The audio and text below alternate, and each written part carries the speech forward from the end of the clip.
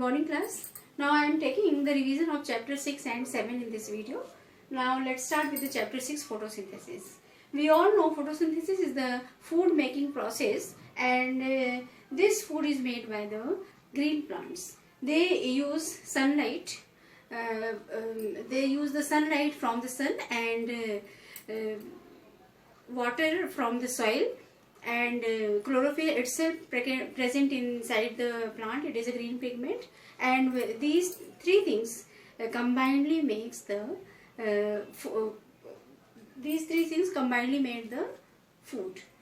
This is the reaction. 6CO2 plus 12H2O gives C6H12O6. This is the glucose, this is the food, and 6H2 and 6O2.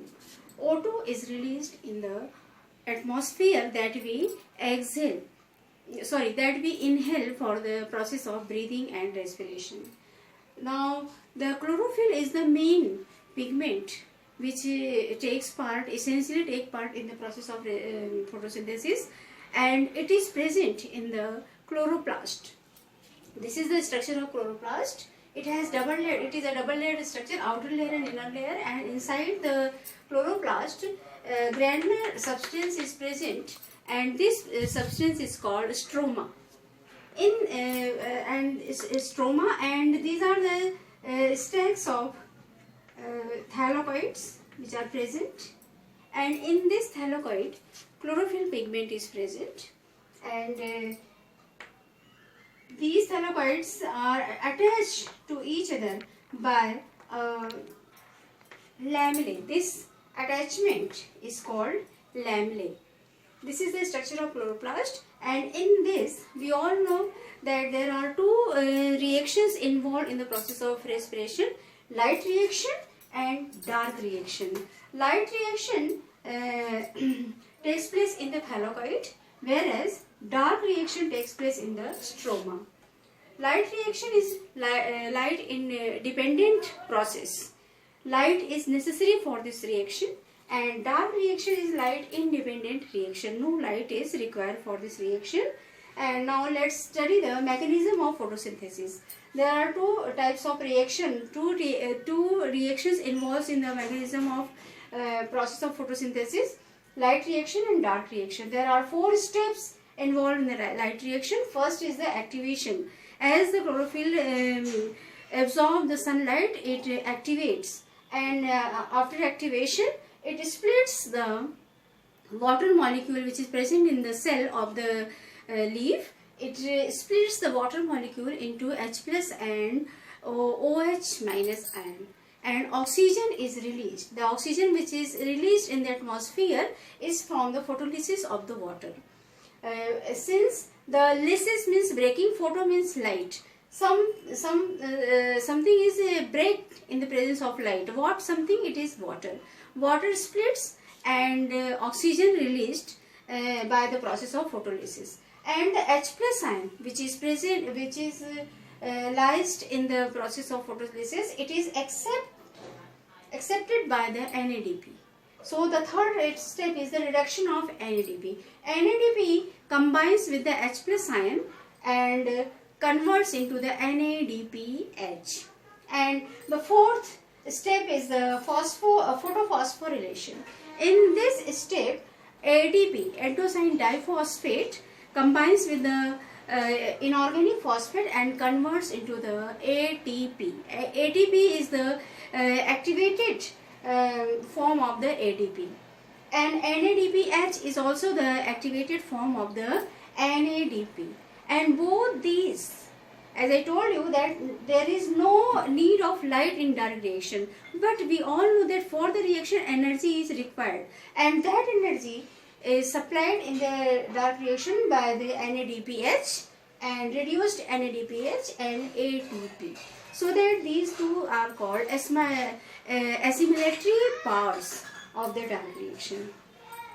Now dark reaction, first in dark reaction CO2 fixes by the 5 carbon molecule. It is RUDP, ribulose diphosphate. It fixes the carbon dioxide into 3 carbon molecule, and it is the phosphoglyceric acid. And after phosphoglyceric acid, the second step starts, and it is called the formation of sugar.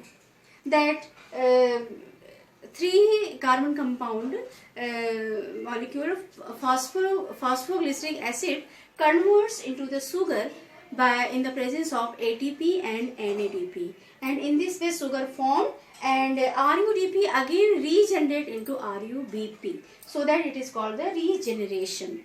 After the making of sugar, RUDP, that accelerates the fixation of carbon dioxide, it again regenerate into RUBP for the next reaction. This is all about the mechanism of photosynthesis. There are several adaptations and factors which affects the rate of photosynthesis given in your book, that you have to study. And also this is the main topic that you have to study in this chapter: light reaction, dark reaction, and structure of chloroplast. Now we will start the revision of circulation of blood. The 7th chapter is circulatory system. In circulatory system, blood circulation, how blood circulates in our body, we will study. Now, before studying the circulation of blood, we will study about the blood. Blood is made up of plasma. It is a liquid, and some cells. There are 3 cells found in the blood: red blood cells, white blood cells, and platelets. These are the cells, and plasma mixes with these cells and circulates, makes it in liquid form, and so the blood circulates easily in our body.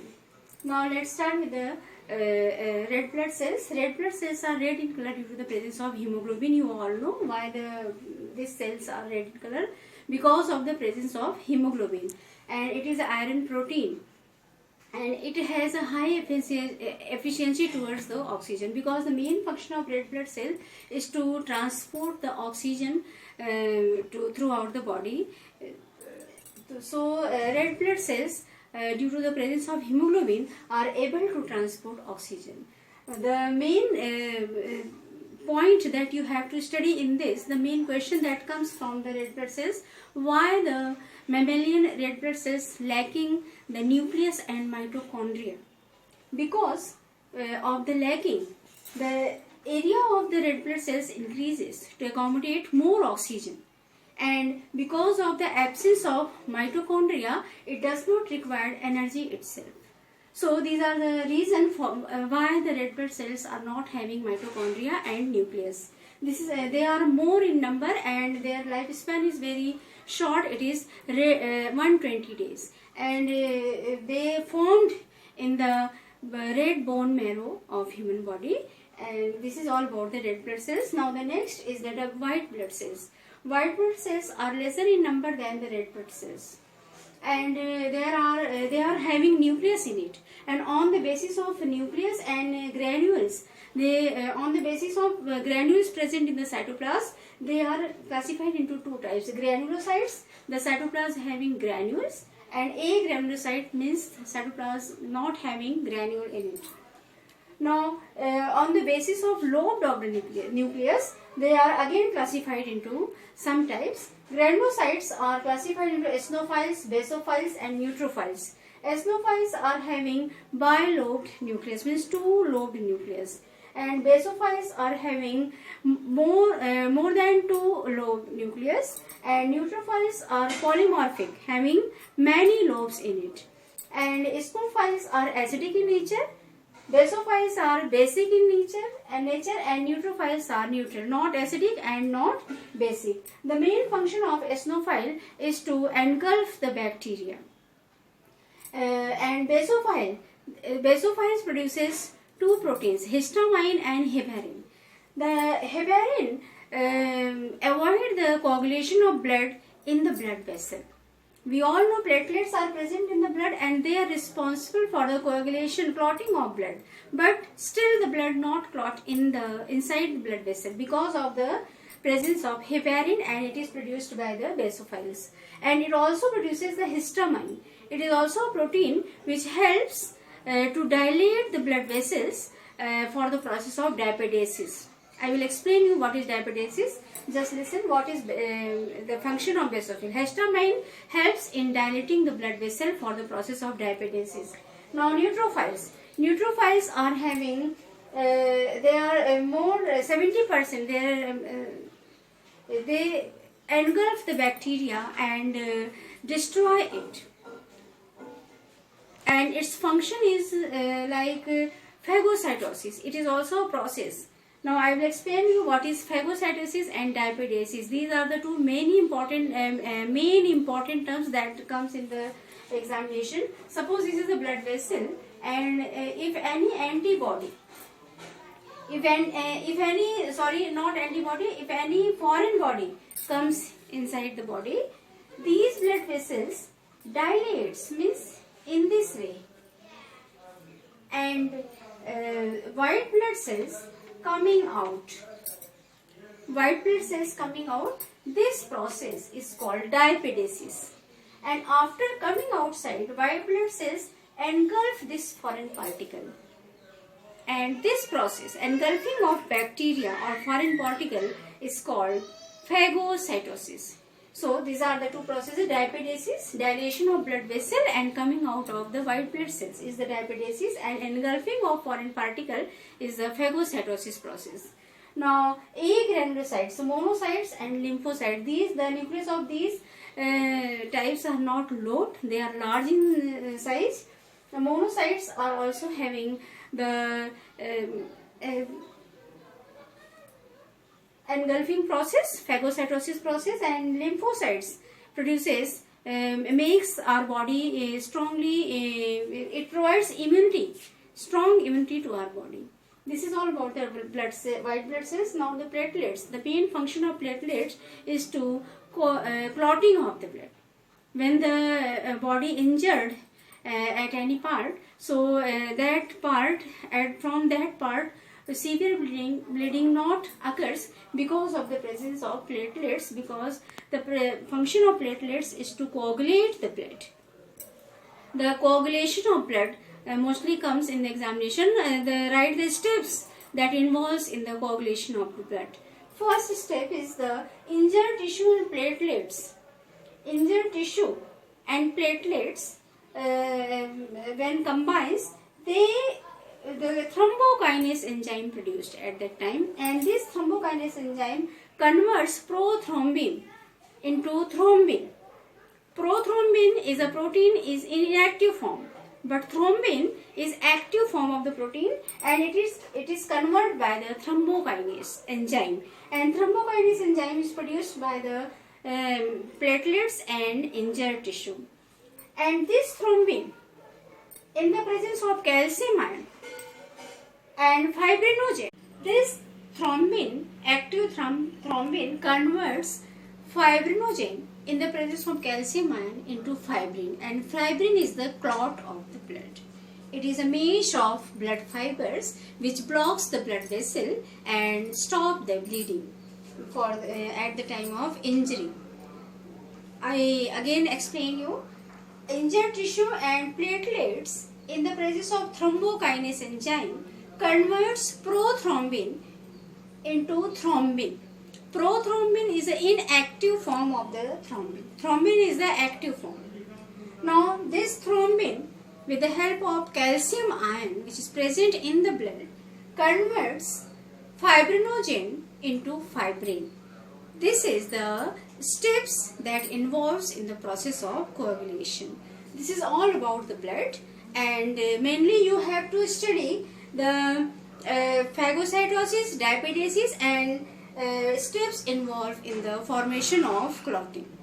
These are the three main topics that you have to study from the blood, and the question that I have explained you, why the mitochondria and nucleus is absent in red blood cells. Now I will explain you the structure of heart. Our human heart is four-lobed structure. 2 auricles and 2 ventricles, conical shaped ventricles are present in the heart. This is the structure of heart. 2 auricles and 2 ventricles. Now in the auricles blood comes, and means these are the receiving chamber of the heart, and ventricles distribute the blood. We, as I told you in the explanation of the chapter 7, there are two types of circulation found in our body: pulmonary circulation and systemic circulation. In the pulmonary circulation, right ventricle transfers the blood to the lungs, and from the lungs blood oxygenate, and oxygenated blood from the lungs comes into the left auricle, whereas left ventricle transfers the blood to whole parts of the body, and from whole parts of the body deoxygenated blood comes into the right auricle. So the transfer of right ventricle to the lungs is the pulmonary circulation, and transfer of the blood from the left ventricle to whole parts of the body is the systemic circulation. Now there are some vessels which enters into the auricle, into the heart. First is the superior and inferior vena cava. Superior vena cava takes the blood from upper parts of the body and pour it into the right auricle, and it is deoxygenated or impure blood. And in the same way, inferior vena cava collects the blood from our lower parts of the body and pour it into the right auricle. At the same time, pulmonary vein collects the oxygenated blood from the lungs and pour it into the left auricle. In this way, there are three vessels: superior vena cava, inferior vena cava, and pulmonary vein, which enters into the heart. Now, the vessels which leaving the heart. Pulmonary artery takes the blood, deoxygenated blood from the right ventricle, and transfers it to the lungs. And aorta is the largest artery which takes the blood from the left ventricle and transfers it to the whole parts of the body. And coronary artery also there, which supplies the blood to the walls of the heart. So there are three vessels which leaving the heart: pulmonary artery, aorta, and coronary artery. Now there are some valves also present which guards the flow of blood: bicuspid valve and tricuspid. Bicuspid valve present left side of the heart between the auricle and ventricle, and tricuspid valve present right side between the auricle and ventricle. And these two valve guards the main function of the valve is to prevent when the blood transfer from the auricle to ventricle, it prevents the backflow of the blood into the auricle. This is the main function of bicuspid and tricuspid valve. In the same way, in the pulmonary artery and aorta, semilunar valves are present, and the function is the same. They also prevents the backflow of the blood from the vessels to the ventricle. Now there are two phases found in the heart: diastolic phase and systolic phase. Diastolic phase is the resting phase of the heart. When the blood comes into the auricle, means when the chamber is having blood in it, that phase is called systolic phase. And when the blood comes from the auricles to the ventricle, now ventricle comes into the systolic phase and auricles comes into the diastolic phase. And when the blood transfers from the ventricles to whole parts of the body and lungs, again all the four chambers for a while second becomes empty or comes into the diastolic phase, and this is called the joint diastole. This is how the blood circulates the heart circulates the blood. Now there are some fibers are also present in the on the walls of the ventricle, and they are called chordae tendinous. Coordinate are the thread-like fibers which are attached to the bicuspid and tricuspid wall, and these coordinate guards the opening and closing of bicuspid and tricuspid wall. This is all about the structure and circulation of the blood. Now, the structure of vessels. There are three vessels found in our body: artery having small lumen and thick. Arteries having short lumen and thick wall, whereas veins having broad lumen and thin wall. Valves are present in the arteries. There is no valve present in the artery. And whereas in the veins, valves are present. Because veins works against the gravity. It collects the blood from the lower parts of the body and transfers into the heart. So it works against the gravity, so that to avoid the backflow of the blood at several intervals, valves are present in the veins. And arteries always works in the pressure, because the blood which pushes by the left ventricle, it is in high pressure, so that arteries always feels pressure.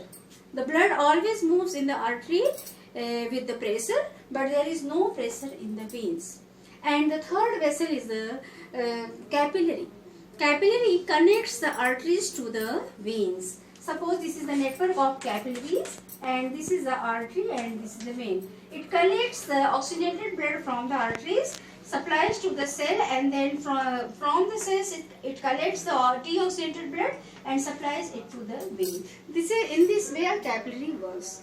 Capillary is the vessel which connects arteries to the veins. The main function of artery to supply the oxygenated blood to all parts of the body, whereas the function of veins is to collect the deoxygenated blood from all parts of the body and pour it into the heart.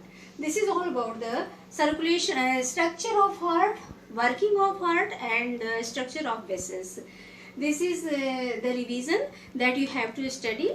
We will meet with the next chapter in next class. Till then, thank you.